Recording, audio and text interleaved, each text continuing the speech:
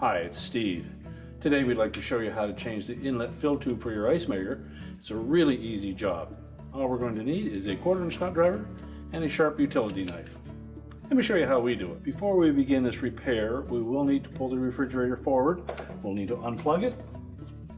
If you're just replacing the inlet fill tube, you may wish to turn the water supply off. If it's a new ice maker installation, follow the instructions from the manufacturer, install the new ice maker into the freezer, and then we'll put the fill tube on the back. Now, if you're just replacing the existing fill tube, you'll simply want to disconnect the clamp that holds that tubing in place, remove the tubing, and the single 1/4" hex head screw that secures that inlet tube to the back of the cabinet.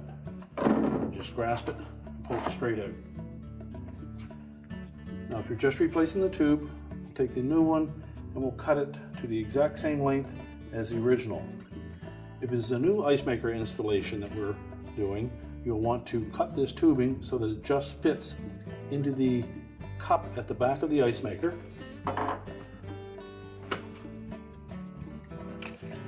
And it should sit in the back of that cup till it comes up against that little stop, which is about a 1/4 inch from the back wall of that little cup.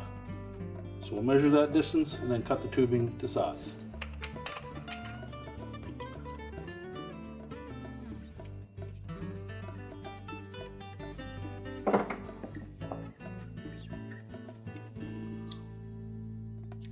And once we've cut that to length, just make sure that we shave off any loose particles. Make sure we have a nice smooth surface.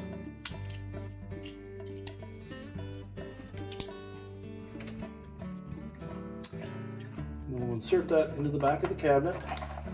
We'll also want to verify from the inside that it fits right into the ice maker cup. You may need to open up the freezer door, locate that tube, make sure it sits right into that little opening.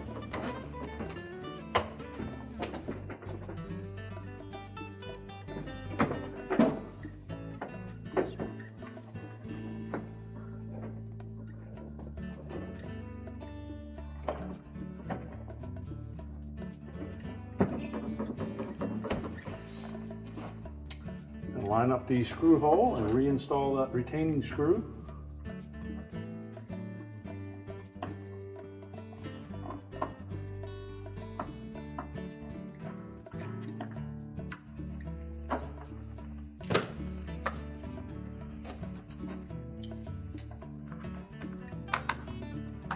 We'll discard the previous clamp. We're going to take our tubing and we'll cut about a 1/4 inch off of that tubing. A nice square cut. Make sure there's no burrs. Then we'll insert that little metal sleeve into the tubing. We'll slide the new plastic compression nut over the tubing. Fully insert that into that inlet tube and then tighten it.